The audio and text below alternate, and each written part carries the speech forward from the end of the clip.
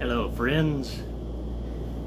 In the last video we did a brief review of Old Testament history from ancient Mesopotamia to the late Bronze Age.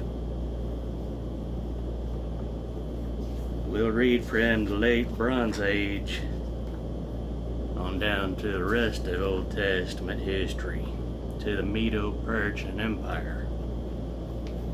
The late Bronze Age, while Egypt was experiencing the decline of the 18th dynasty and the Amarna Age, the late Bronze Age began in Syro-Palestine. During this period, the Syro-Palestine corridor had a significant role to play because this was an age of international trade.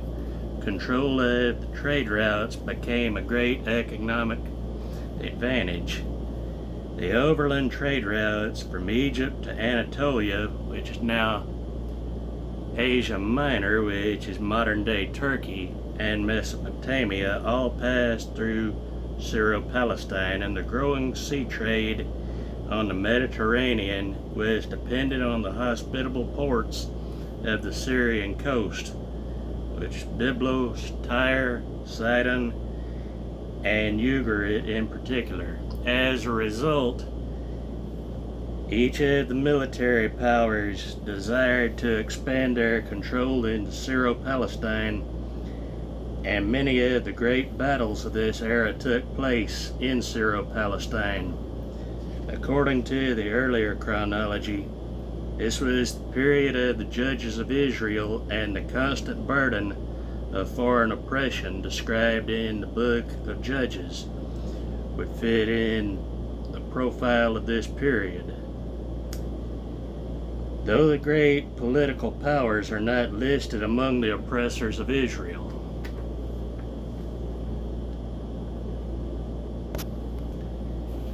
Now we had the first Iron Age. Before we get to the first Iron Age, we'll keep on reading. Vying with Egypt for control of Syria at the beginning of this period was the Hurrian kingdom of Mitanni, located along the upper Tigris and Euphrates in northern Mesopotamia, the area the Bible refers to as Aram Naharaim. Judges chapter 3 verses 8 to 10. It was the influence of the Mitannian king Shalstatar that prevented Egypt's Thutmose III from extending his control north of Kadesh.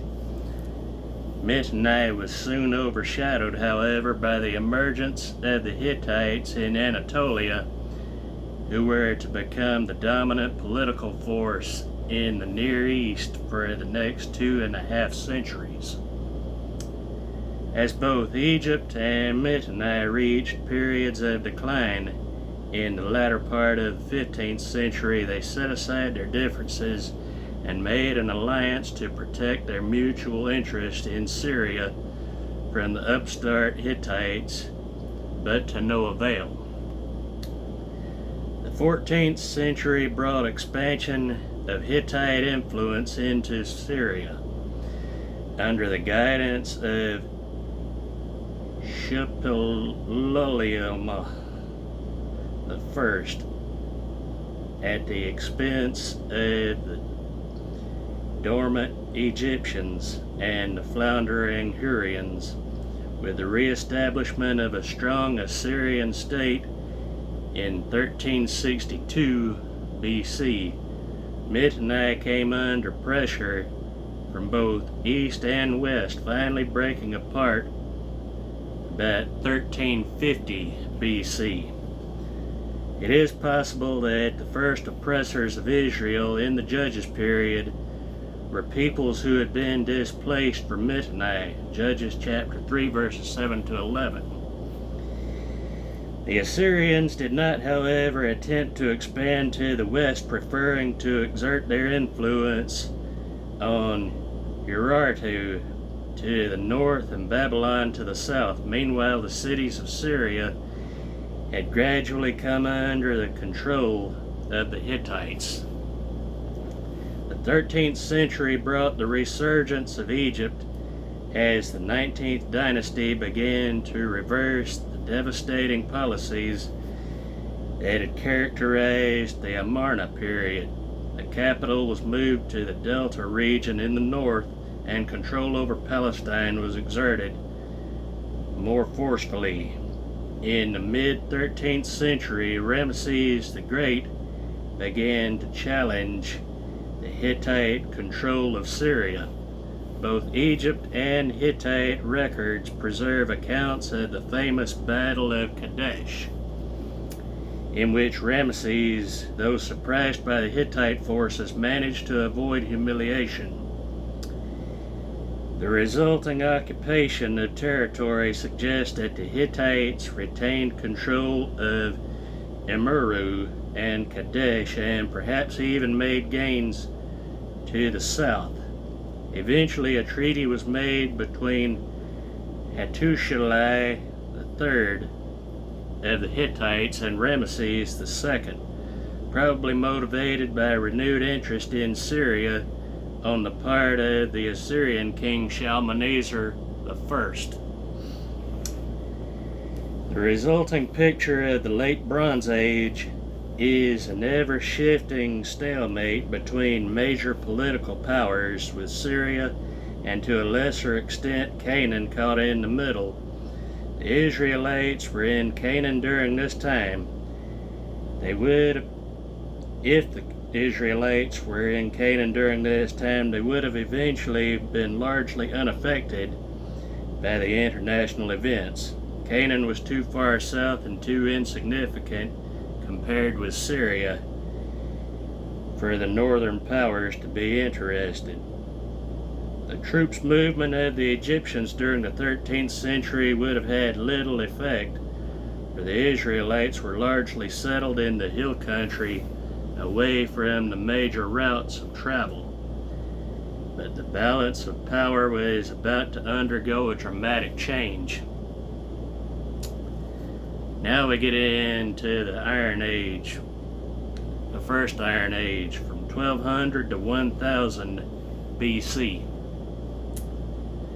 The beginning of the Iron Age brought the fall of the Hittite Empire, the destruction of many of the major port cities of Syria, including Ugarit, Tyre, and Sidon, as well as fortified cities such as Megiddo and Ashkelon, a lull in Assyrian power, and substantial decline in Egyptian influence. Much of this political upheaval is blamed on the invasion by a coalition of tribes called the Sea Peoples, who appear to have come from the Aegean region by ship as part of a massive population movement. It is difficult to ascertain what role they had in the destruction of fortified cities and the fall of the Hittite Empire, but records show they were repelled by the Egyptians after massive sea battles exacted heavy casualties. One of the Sea People tribes, the Philistines, settled on the southwest coast of Canaan. It is from them that the name Palestine is derived. This period brought the technological development of iron tools and weapons, knowledge of which helped establish Philistine supremacy over Israel. You'll want to see 1 Samuel chapter 13 verses 19 to 23. The resulting situation in the Near East was that international politics was virtually eliminated, with no major powers left to exert control. Relatively minor skirmishes in localized areas replaced the massive military campaigns of empires. The resulting power vacuum allowed for the development of empire building on a smaller scale, such as that most evident in the 10th century BC Israel.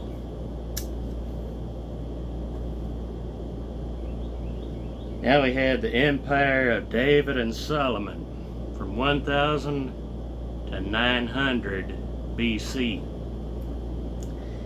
which is also called the Second Iron Age. Iron Age number 2 extends from 1000 to 586 BC, but it is preferable to cover this period of history in shorter segments. Towards the end of the Judges period, the Philistines had been contained by the activities of Samson, though they were in control of Judah. Judges chapter 15 and verse 11. During the time of Samuel, they overran the hill country and destroyed Shiloh. 1 Samuel chapter 4, but were later driven back.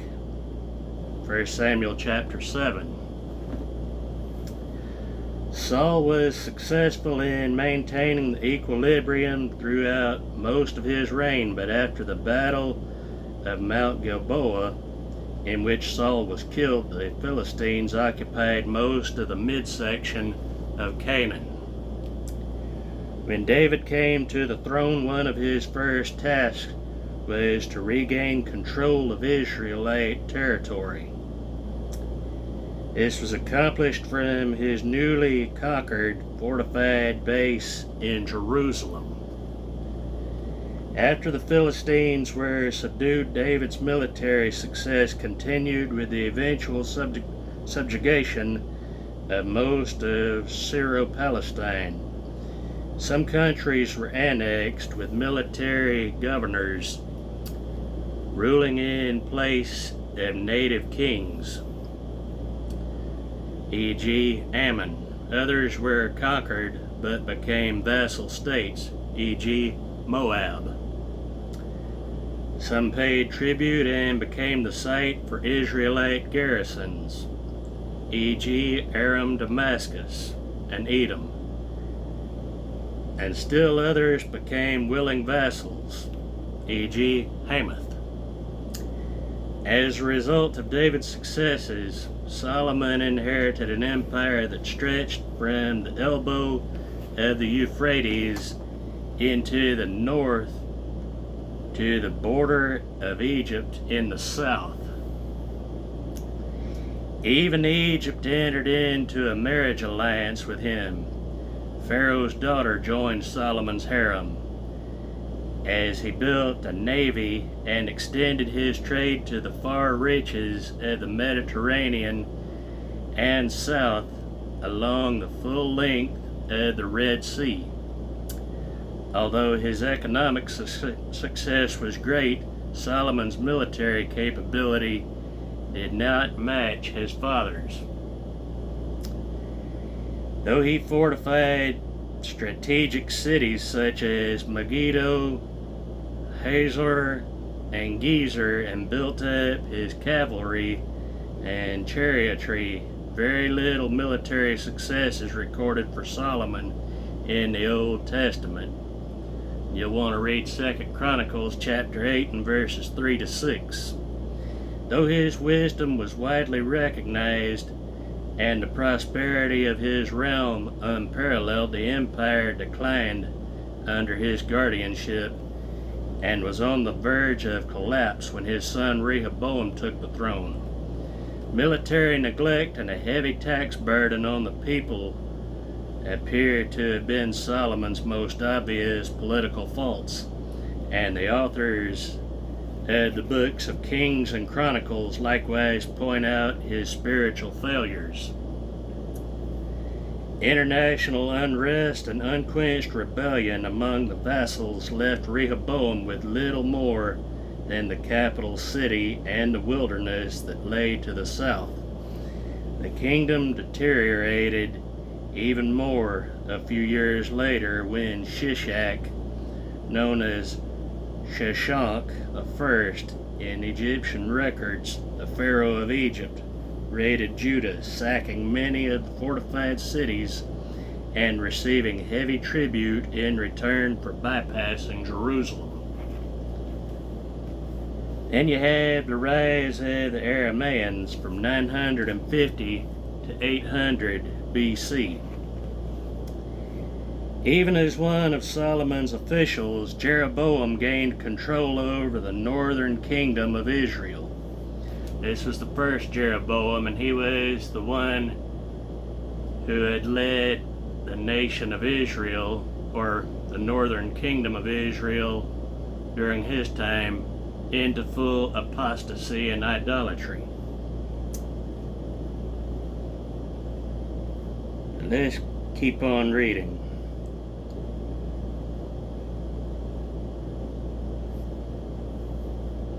The Arameans as a people are first mentioned as living along the upper Euphrates towards the end of the late Bronze Age.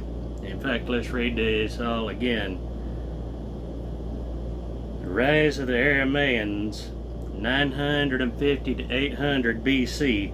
Even as one of Solomon's officials, Jeroboam gained control over the northern kingdom of Israel. The reins of political power in the region fell into the hands of the Aramean states in the region of Syria. Arameans, as well as people are first mentioned as living along the upper Euphrates towards the end of the late Bronze Age. In the wake of the incursion of the Sea Peoples, they began to move into Syria. After gaining independence from Israel in the late years of Solomon, Damascus became the center of a new Aramean state that had achieved unification by the mid-9th century. For much of the 9th century, Aram was the major political power in the West. It led the Western states in coalitions against the developing Assyrian threat and served as a buffer between the Assyrians and Israel for much of the time. There were also numerous battles between the Arameans and the northern kingdom of Israel, with Aram maintaining a decisive edge. As the century drew to a close, Hazael, the king of Aram, had successfully overrun and occupied most of Israel. Then you have the first Assyrian threat and resurgence of Israel. Nearly concurrent with the rise of the Aramean camp of the Arameans came the resurgence of Assyrian imperialism. This began in the reign of Ashur-Nisirpal II, who undertook a number of annual campaigns along the upper Euphrates, terrorizing the inhabitants through a policy of ruthless intimidation.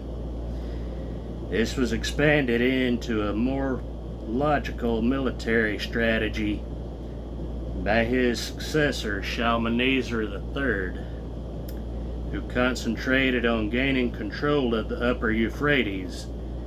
Then in 853 BC, Shalmaneser turned his attention to western expansion and launched a campaign into Aram. He was met at Karkar on the Orontes by a coalition of western states joined by Ben-Hadad of Aram and Ahab, king of Israel. Though Shalmaneser claimed victory, evidence suggests that the coalition had successfully blocked his entry into the West. During the 2 centuries of their existence as separate states, 930 to 720 BC, Israel and Judah had sporadic skirmishes as well as periods of alliance. In the northern kingdom, Israel, Jeroboam was occupied with an enormous task of reorganizing reorganization to achieve complete autonomy from Jerusalem. He attempted to portray himself as a reformer rather than as an innovator, but in so doing enraged those loyal to the temple in Jerusalem and brought a condemnation on his kingdom that is traced methodically through the books of Kings. Jeroboam's son succeeded him, but was assassinated after only 2 years. Thus began the pattern of frequent change in dynasties in the northern kingdom. The next dynasty in the north was established by Baasha, who had wiped out Jeroboam's line. It was at this time that the escalation of tensions between Israel and Judah brought the Arameans into Israel.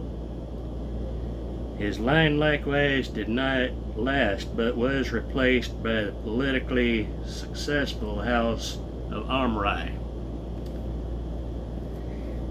During the Omride ascendancy, the capital of the northern kingdom was moved to Samaria. It was a period of peaceful relations and even included intermarriage with the Davidic line from Jerusalem. Omri's son Ahab was married in political alliance to the Tyrian princess Jezebel. Though this was a beneficial political arrangement, it proved disastrous for Israel because Jezebel was intent on imposing the worship of her native deity Baal Melkart on the Israelite population. You'll read about that from 1 Kings all the way into 2 Chronicles, and even through the writing prophets. This blatant violation of the covenant was vigorously opposed by the prophet Elijah and led eventually to a public outcry and conservative backlash that brought down the Omride line. The house of Jehu undertook a blood purge and also reversed foreign policy. Jehu paid tribute to Shalmaneser III and became a cooperative Assyrian vassal. As Assyrian influence in the west declined towards the end of the century, Jehu's dynasty again became embroiled in skirmishes with Arameans, becoming an occupied Aramean state by the end of the century. Judah enjoyed a bit more stability, if only because the same dynasty remained in power from the 10th to the 6th century. The line of David, however, failed to maintain an exemplary spiritual posture and remained isolated from international politics. In the first half of the 9th century, Asa and his son Jehoshaphat attempted some spiritual reform, but much of that was undone by Jehoshaphat's alliance with the house of Ahab, whereby he imported Baalism under Jezebel's influence. Subsequently, when Jehu obliterated the house of Omri in the north, Judah lost a king as well, Jehoshaphat's grandson Ahaziah. And the Davidic line came within an heir of being wiped out. The infant Joash rescued and returned to the throne. The infant Joash was rescued and returned to the throne 6 years later. Judah was not involved in the conflicts with either the Arameans or the Assyrians. The trade routes skirted their country, which was therefore of little value to foreign powers. The early 8th century witnessed the decline of both Assyria and Aram. Assyria was occupied with internal difficulties and pressure from Urartu. Jeroboam II, the most successful king of Jehu's dynasty, recovered Israelite territory from the Arameans and made vassals of Hamath and Damascus.